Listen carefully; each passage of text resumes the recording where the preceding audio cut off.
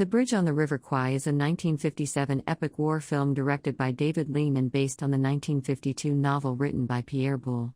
Although the film uses the historical setting of the construction of the Burma Railway in 1942 to 1943, the plot and characters of Boulle's novel and the screenplay are almost entirely fictional. The cast includes William Holden, Alec Guinness, Jack Hawkins, and Sessue Hayakawa. It was initially scripted by screenwriter Carl Foreman, who was later replaced by Michael Wilson. Both writers had to work in secret, as they were on the Hollywood blacklist and had fled to the UK in order to continue working.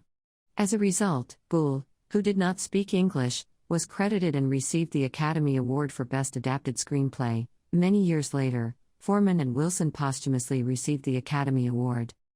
The Bridge on the River Kwai is now widely recognized as one of the greatest films ever made. It was the highest-grossing film of 1957 and received overwhelmingly positive reviews from critics. The film won 7 Academy Awards, including Best Picture, at the 30th Academy Awards. In 1997, the film was deemed culturally, historically, or aesthetically significant and selected for preservation in the National Film Registry by the United States Library of Congress.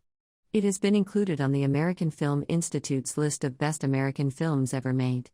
In 1999, the British Film Institute voted The Bridge on the River Kwai the 11th greatest British film of the 20th century.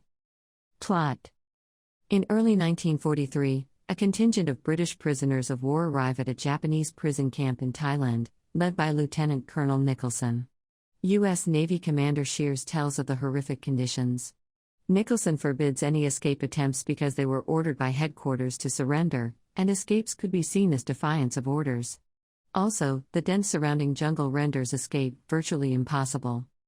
Colonel Saito, the camp commandant, informs the new prisoners they will all work, even officers, on the construction of a railway bridge over the River Kwai that will connect Bangkok and Rangoon.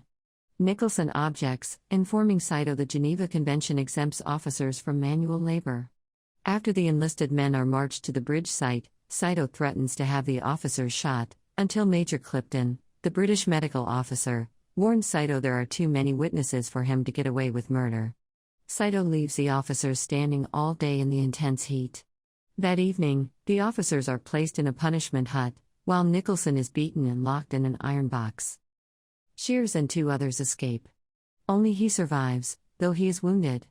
He wanders into a Burmese village, is nursed back to health, and eventually reaches the British colony of Ceylon. Work on the bridge proceeds badly, due to both the faulty Japanese engineering plans and the prisoners' slow pace and deliberate sabotage. Saito is expected to commit ritual suicide if he fails to meet the rapidly approaching deadline. Desperate, he uses the anniversary of Japan's 1905 victory in the Russo-Japanese War as an excuse to save face. He announces a general amnesty, releasing Nicholson and his officers and exempting them from manual labor. Nicholson is shocked by the poor job being done by his men and orders the building of a proper bridge, intending it to stand as a tribute to the British Army's ingenuity for centuries to come. Clipton objects, believing this to be collaboration with the enemy. Nicholson's obsession with the bridge eventually drives him to order his officers to engage in manual labor. Shears is enjoying his hospital stay in Ceylon unknowingly within a commando school referred to as Force 316, likely based on the real-world Force 136 of the Special Operations Executive, SOE. Major Warden of Sioux invites Shears to join a commando mission to destroy the bridge just as it is completed. Shears tries to get out of the mission by confessing that he impersonated an officer, hoping for better treatment from the Japanese. Warden responds that he already knew and that the U.S. Navy had agreed to transfer him to the British Sioux with the simulated rank of major to avoid embarrassment. Realizing he has no choice, Shears volunteers. Warden, Shears, and 2 other commandos parachute into Thailand. One, Chapman, dies after falling into a tree, and Warden is wounded in an encounter with a Japanese patrol and must be carried on a litter. He, Shears, and Joyce reach the river in time with the assistance of Siamese women bearers and their village chief, Kunyai. Under cover of darkness, Shears and Joyce plant explosives on the bridge towers. A train carrying important dignitaries and soldiers is scheduled to be the first to cross the bridge the following day, and Warden wants to destroy both. By daybreak, however, the river level has dropped, exposing the wire connecting the explosives to the detonator. Nicholson spots the wire and brings it to Saito's attention. As the train approaches, they hurry down to the riverbank to investigate. Joyce, manning the detonator, breaks cover and stabs Saito to death. Nicholson yells for help, while attempting to stop Joyce from reaching the detonator. When Joyce is wounded by Japanese fire, Shears swims across, but is himself shot. Recognizing Shears, Nicholson exclaims, "What have I done?" Warden fires a mortar, killing Shears and Joyce and fatally wounding Nicholson. Dying, Nicholson stumbles toward the detonator and falls on the plunger, blowing up the bridge and sending the train hurtling into the river. Warden tells the Siamese women that he had to prevent anyone from falling into enemy hands, and leaves with them. Witnessing the carnage, Clifton shakes his head and mutters, "Madness, madness." Historical accuracy. The plot and characters of Boulle's novel and the screenplay were almost entirely fictional. Since it was not a documentary, there are many historical inaccuracies in the film, as noted by eyewitnesses to the building of the real Burma Railway by historians. The conditions to which POW and civilian laborers were subjected were far worse than the film depicted. According to the Commonwealth War Graves Commission, the notorious Burma-Siam Railway, built by Commonwealth, Dutch and American prisoners of war, was a Japanese project driven by the need for improved communications to support the large Japanese army in Burma. During its construction, approximately 13,000 prisoners of war died and were buried along the railway. An estimated 80,000 to 100,000 civilians also died in the course of the project, chiefly forced labor brought from Malaya and the Dutch East Indies, or conscripted in Siam, Thailand, and Burma. Two labor forces, one based in Siam and the other in Burma, worked from opposite ends of the line towards the center. Lieutenant Colonel Philip Toucey of the British Army was the real senior Allied officer at the bridge in question. Toucey was very different from Nicholson and was certainly not a collaborator who felt obliged to work with the Japanese. Toucey in fact did as much as possible to delay the building of the bridge. While Nicholson disapproves of acts of sabotage and other deliberate attempts to delay progress, Toucey encouraged this. Termites were collected in large numbers to eat the wooden structures, and the concrete was badly mixed. Some consider the film to be an insulting parody of Toucey. On a BBC Time Watch program, a former prisoner at the camp states that it is unlikely that a man like the fictional Nicholson could have risen to the rank of lieutenant colonel and, if he had, due to his collaboration he would have been quietly eliminated by the other prisoners. Julie Summers, in her book The Colonel of Tamarkan, writes that Boulle, who had been a prisoner of war in Thailand, created the fictional Nicholson character as an amalgam of his memories of collaborating French officers.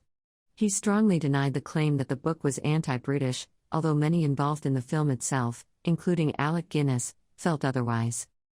Ernest Gordon, a survivor of the railway construction and POW camps described in the novel/film, stated in his 1962 book, Through the Valley of the Kwai.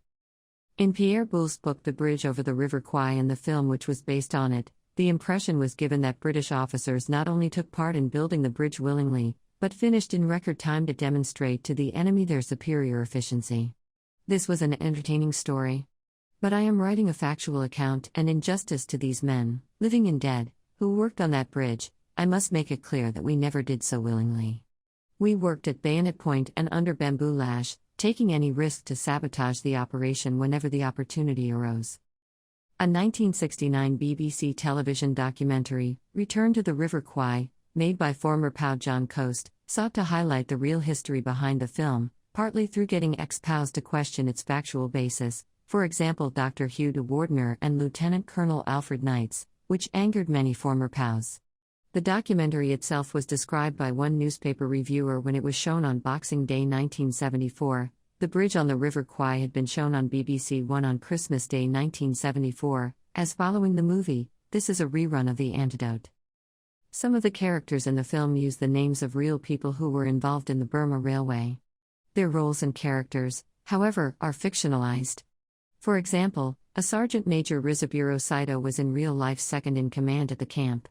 In the film, a Colonel Saito is camp commandant. In reality, Rizaburo Saito was respected by his prisoners for being comparatively merciful and fair towards them.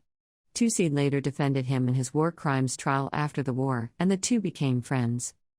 Some Japanese viewers resented the movie's depiction of their engineers' capabilities as inferior and less advanced than they were in reality. Japanese engineers had been surveying and planning the route of the railway since 1937, and they had demonstrated considerable skill during their construction efforts across Southeast Asia. Some Japanese viewers also disliked the film for portraying the Allied prisoners of war as more capable of constructing the bridge than the Japanese engineers themselves were, accusing the filmmakers of being unfairly biased and unfamiliar of realities of the bridge construction, a sentiment echoed by surviving prisoners of war who saw the film in cinemas. The major railway bridge described in the novel and film did not actually cross the river known at the time as the Kwai. However, in 1943 a railway bridge was built by Allied POWs over the Mekong River, renamed Kwai in the 1960s as a result of the film, at the Ma Kam, 5 kilometers from Kanchanaburi, Thailand. Boulle had never been to the bridge. He knew that the railway ran parallel to the Kwai for many miles, and he therefore assumed that it was the Kwai which it crossed just north of Kanchanaburi. This was an incorrect assumption. The destruction of the bridge as depicted in the film is also entirely fictional. In fact, 2 bridges were built, a temporary wooden bridge and a permanent steel/concrete bridge a few months later. Both bridges were used for 2 years, until they were destroyed by Allied bombing. The steel bridge was repaired and is still in use today. Reception. Box office. The Bridge on the River Kwai was a massive commercial success. It was the highest-grossing film of 1957 in the United States and Canada and was also the most popular film at the British box office that year. According to Variety, the film earned estimated domestic box office revenues of $18 million, although this was revised downwards the following year to $15 million, which was still the biggest for 1958 and Columbia's highest-grossing film at the time. By October 1960, the film had earned worldwide box office revenues of $30 million. The film was re-released in 1964 and earned a further estimated $2.6 million at the box office in the United States and Canada, but the following year its revised total U.S. and Canadian revenues were reported by Variety as $17,195,000.